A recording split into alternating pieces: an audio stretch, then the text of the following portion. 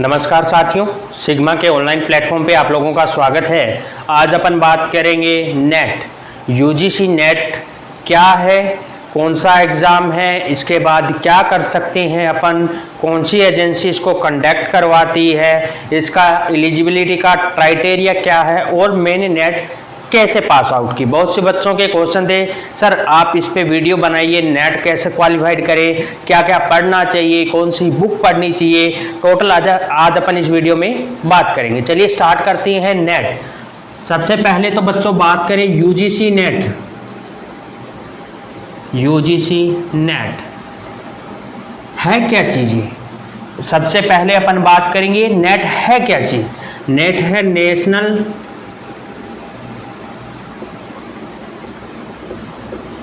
Eligible test. ठीक है, ये तो हुई नेट की फुल फॉर्म।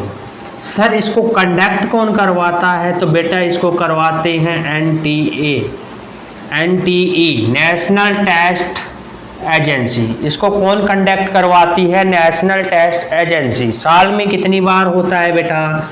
2 बार। एक तो होता है दिसंबर में और एक होता है जून में।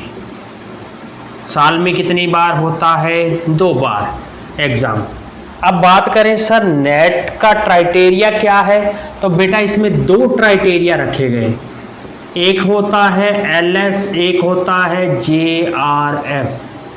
अब बात कर लेते हैं एलएस क्या चीज़ है और जेआरएफ क्या है। एलएस का मतलब होता है लेक्चरशिप।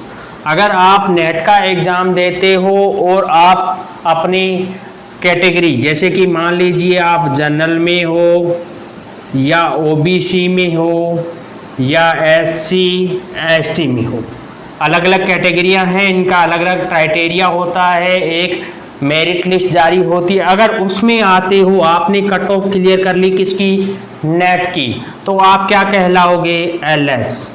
एलएस के बाद क्या होगा? अगर मान लीजिए आपका एलएस क्लियर हो गया तो बाद में क्या करोगे? क्या आपको इसके बाद फैसिलिटीज मिलती है? क्या होता है सिस्टम? एलएस होने के बाद बेटा आप एलिजिबल हो जाते हो कॉलेज लेक्चरर के as a assistant professor. Assistant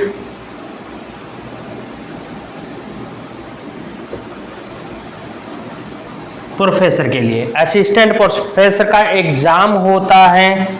क्या होता है? कॉलेज लेक्चरर का एग्ज़ाम होता है, असिस्टेंट प्रोफेसर का एग्ज़ाम होता है। उसके लिए आप क्या हो जाओगे?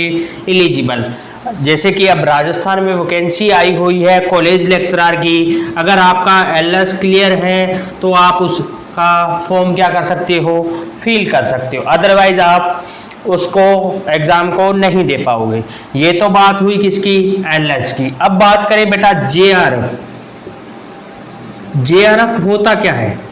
जैसे कि आपने नेट का एग्जाम दिया और आप क्या आ गए? टॉप 5 to 10% में आ गए।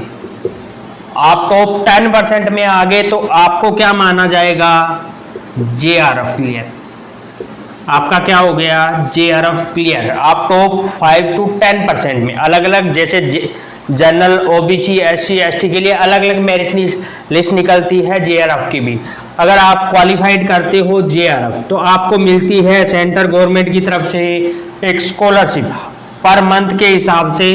अगर बात करें साइंस डिपार्टमेंट की तो लगभग 32,000 से लेकर 51,000 रुपये पर मंथ, इतनी आपको क्या मिलेगी? स्कॉलरशिप मिलेगी साइंस डिपार्टमेंट में। अगर मैं साइंस की बात करूं ओनली फॉर साइंस में क्या क्या आता है? फिजिक्स आता है, केमिस्ट्री आता है, बायोलॉजी आता है, मैथमेटिक्स आता है। अगर इसमें आप क्वालिफाइड करते हो जेआरएफ तो आपको ये क्या मिलेगी? स्कॉलरशिप। आर्ट्स वालों के लिए थोड़ी कम होती है, साइंस वालों के लिए थोड़ी ज़्यादा होती है। ये बात हुई जेआरएफ की। अपन ने बात कर ली नेट है क्या, कितने क्राइटेरिया है, 2 है, कौन कंडक्ट करवाता है, कब कब नेट का एग्जाम होता है। अब बेटा बात करेंगे अपन कि सर ये तो बात हो गई नेट के पेपर की। अब हम तैयारी करें तो कैसे तैयारी करें, कहाँ से स्टार्ट करें? ये क्वेश्चन होता है बच्चों का कि सर हम तैयारी तो कर देंगे लेकिन तैयारी स्टार्ट कहाँ से करें। तो बेटा आप अगर एमएससी कर रहे हो, मास्टर ऑफ साइंस कर रहे हो, मान लीजिए आप मैथमेटिक्स में हो, मैथ से कर रहे हो या फिजिक्स से कर रहे हो या केमिस्ट्री से कर रहे हो, किसी भी सब्जेक्ट से कर रहे हो, आप एमएससी कर रहे हो, तो मेरा कहने का मतलब है कि आपको तैयारी करनी चाहिए किस चीज़ की, नेट के एग्ज़ाम की। नेट का एग्ज़ाम पेपर होता कैसे है वो भी चर्चा करेंगे अपन। अगर आप मास्टर डिग्री कर रहे हो तो नेट का एग्ज़ाम की तैयारी आपको करनी चाहिए, ठीक है। अब अपन बात करेंगे बेटा इसके पेपर की। पेपर कैसा आता है, मेन फोकस होता है, ये तो जनरल बात हो गई, कौन कौन सा पेपर होता है, कैसे होता है। अब बात करेंगे पेपर। इसमें कितने सेक्शन होते हैं, ए, बी और सी, 3 सेक्शन में आपका पेपर बटा होता है, लगभग 200 नंबर का होता है। आपका पेपर कितने मार्क्स का होता है, 200 मार्क्स का। फर्स्ट में क्या आता है, सेकंड में क्या आता है, थर्ड में क्या आता है, इसकी चर्चा कर लेते हैं। ए सेक्शन को बांटा गया है general knowledge, GK. General knowledge में क्या क्या आएगा, मैथमेटिक्स आएगी, जो आपकी 9th और 10th की मैथ होती है वो आती है, रीजनिंग आती है, ठीक है। इसके बाद साइंस के भी कुछ क्वेश्चन होते हैं। और मैथ और रीजनिंग में कौन कौन से टॉपिक आते हैं सर, मैथ में जैसे कि लाभ हानि आ गया,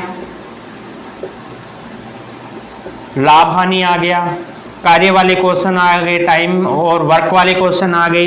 रीजनिंग में सीरीज पूछ ली, श्रेणी पूछ ली, जो आपके नॉर्मल क्वेश्चन होते हैं वही क्या आते हैं इसमें ए वाले सेक्शन में। इसमें कितने क्वेश्चन होते हैं बेटा, 20 क्वेश्चन होते हैं, उनमें से 15 क्वेश्चन करने होते हैं।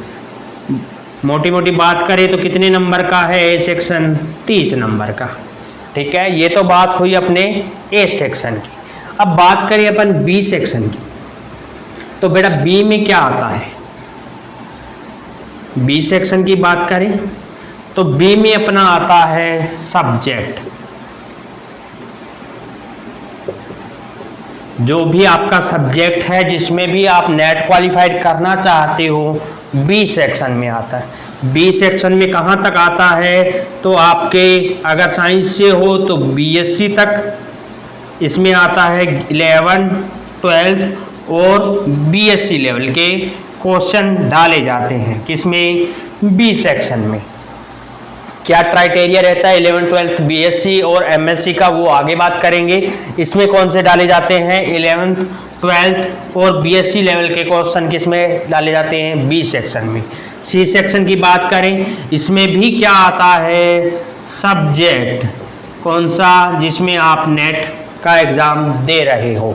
तो इसमें क्या आएगा बेटा, इसमें आएगा मास्टर लेवल का ही सब्जेक्ट। आपने जो मास्टर डिग्री में जो सब्जेक्ट पढ़ रहे हो, मान लीजिए आप फिजिक्स से एमएससी कर रहे हो, तो एमएससी के जो फिजिक्स की बुक्स हैं, जो मास्टर की बुक्स हैं, उनमें से क्या आता है, इस वाले सेक्शन में क्वेश्चन आते हैं, ठीक है। समझ आ गया। ए सेक्शन में क्या आता है, बी में क्या आता है और सी में क्या आता है। इसमें सब्जेक्ट आता है उसका लेवल थोड़ा कम रहता है, सी सेक्शन में जो सब्जेक्ट आता है उसका लेवल हाई रहता है।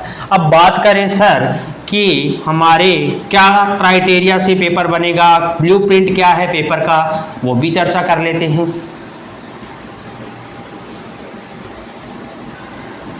अब बात कर लेते हैं कि ब्लूप्रिंट क्या है पेपर का। आपका पेपर है किसका, नेट का। ए सेक्शन तो अपन ने बात कर ही ली थी, जनरल नॉलेज आएगा, जीके आएगा, जिसमें मैथ आएगी, रीजनिंग आएगी, 1-2 क्वेश्चन साइंस के भी आ जाते हैं, ठीक है। मोस्टली मैथ और रीजनिंग के क्वेश्चन होते हैं इसमें, मैथ और रीजनिंग।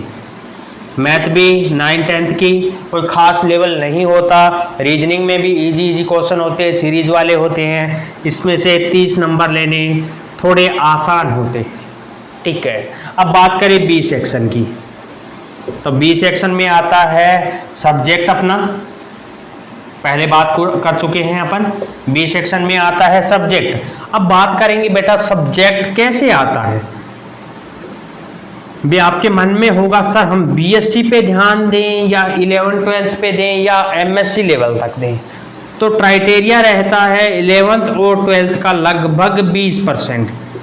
जो टोटल क्वेश्चन आते हैं सब्जेक्ट के उसका क्या होता है 20% कहाँ से आता है 11th और 12th से। लगभग बीएससी से कितना आता है 40%। 20% कहाँ से आता है 11-12 से, बीएससी से आता है 40% और एमएससी से भी कितना आता है लगभग 40%। एक आधा परसेंट ऊपर नीचे हो सकता है लेकिन क्राइटेरिया ब्लूप्रिंट सेम यही रहता है 20, 40 और 40। अब बात करेंगे कि सर हमें फोकस किस पे करना चाहिए, क्या मास्टर पढ़े 40% के लिए मास्टर पढ़े या बीएससी और 11-12 से काम चल सकता है। चलिए बात करते हैं अपन। ऑलमोस्ट अपनी मेरिट रहती है 84 to 95 नंबर की, ठीक है, लगभग इतने नंबर की मेरिट रहती है ऑलमोस्ट। अपन सेफ जोन में चलें तो 100 से लेकर 120 तक 20 नंबर मान लेते हैं अगर सेफ जोन की बात करें तो, ठीक है। अपना टारगेट ये लेके चलें तो अपना क्या क्वालिफाई हो जाएगा, नेट क्वालिफाई हो जाएगा। जेआरएफ की थोड़ी बहुत ऊपर चली जाती है कई बार और ज़्यादा फर्क नहीं होता, 1-2 नंबर का फर्क रहता है, ठीक है। ये तो बात रही नंबर्स की। अब बात करें सर हम फोकस किस पे करें, 11-12 पे करें या एमएससी पर करें। बेटा 11-12 तो आपको करनी ही पड़ेगी क्योंकि जब तक आपका बेसिक क्लियर नहीं होगा, जब तक किसी चीज़ की नींव स्ट्रोंग नहीं होती, बिल्डिंग चाहे कितनी भी बड़ी हो ढह जाएगी। ये तो आपको करना ही पड़ेगा। अगर नेट क्वालिफाइड करना है तो आप रट्टा मार के काम नहीं चला सकते। अब आपके सब्जेक्ट पे कमांड होना ज़रूरी है, कंपलसरी है, क्योंकि वहाँ इजी क्वेश्चन नहीं आते। क्योंकि मास्टर लेवल तक आप नेट का मतलब क्या हो गया, एज आप असिस्टेंट प्रोफेसर क्वालिफाइड हो गए, किसी कॉलेज में पढ़ाने के लिए आप क्वालिफाइड हो, तो आपको कॉलेज में पढ़ाने के लिए आपको उस सब्जेक्ट का बेसिक से लेकर हाई लेवल तक क्या होना चाहिए, नॉलेज होना चाहिए। तो 20% वाला ये तो आपको करना ही पड़ेगा। अब क्या करेंगे, क्या बीएससी का 40% करें या मास्टर का 40% करें। तो आप मेरी राय मानो तो आप मास्टर का 40% कीजिए, क्योंकि अगर मास्टर का 40% करेंगे 20% ये, तो लगभग 60% आपको उस पेपर को अटेम्प्ट कर सकते हो। 20% ये और 40% ये। तो आपने सोचा सर 40% तो रह गया, 60% किया, क्या पता 60 का 60 सही हो या ना हो, हमारा नेट का एग्जाम क्वालिफाइड हो या ना हो। बेटा अगर आप एमएससी मास्टर लेवल का आप पढ़ोगे तो बीएससी लेवल अपने आप हो जाता है। क्योंकि अगर अपन फिजिक्स में बात करें, फिजिक्स की क्वांटम की बात करें तो बीएससी में जो क्वांटम लगती है, एमएससी में जो क्वांटम लगती है, एमएससी की एक ही यूनिट नहीं है, बीएससी वाली हाई लेवल की आप फिजिक्स पढ़ लोगे तो लो लेवल की अपने आप आ जाएगी। इसीलिए बोल रहा हूँ मास्टर के साथ तैयारी करो। सबसे गोल्डन पीरियड होता है नेट की तैयारी का एमएससी के साथ। एमएससी एमए के साथ अगर आप तैयारी कर रहे हो, क्वालिफाइड होने के चांसेस बढ़ जाते हैं, क्योंकि आपको सब्जेक्ट पढ़ना ही पड़ता है। सब्जेक्ट के टच में होते हो, मास्टर कर रहे हो तो आप सब्जेक्ट पढ़ रहे हो, थोड़ी सी और मेहनत करोगे, थोड़ा सा और एफर्ट्स लगाओगे तो क्या हो जाएगा, एग्जाम क्वालिफाई हो जाएगा। ये थी छोटी सी जानकारी किसकी, नेट की। एलएस जेआरएफ क्या होता है वो चीज़ मैंने बता दी, पेपर कैसा आता है, ब्लूप्रिंट कैसा होता है, कितना करना होता है, वो सब अपन में जानकारी ले ली। अब कईयों के दिमाग में होगा सर क्या इसमें नेगेटिव मार्किंग होती है। हाँ जी होती है, नेगेटिव मार्किंग होती है किस वाले में, बी सेक्शन और सी सेक्शन में। कितनी, 50%, लगभग 50 होती है, कई बार 40 भी होती है, वो पेपर पे डिपेंड करता है। जैसे कोविड टाइम में इसको बहुत ज़्यादा कम कर दिया था, अभी इसका क्राइटेरिया चेंज कर दिया था, और जेआरएफ भी पहले 5 से 10% लेते थे, बाद में 15% कर दिया था कोविड के टाइम में, क्योंकि बच्चे एग्ज़ाम नहीं दे पाए थे, थोड़ा सिस्टम डिस्टर्ब हो गया था, उस चक्कर में थोड़ा चेंज आए हैं। वो आप साइट पे जाके देख सकते हो, 10% है या 15% है, वो चीज़ अलग बात है। कैसे तैयारी करनी है वो चीज़ मैंने आपको बता दी। वीडियो अच्छी लगी तो लाइक कीजिए, शेयर कीजिए, कमेंट कीजिए।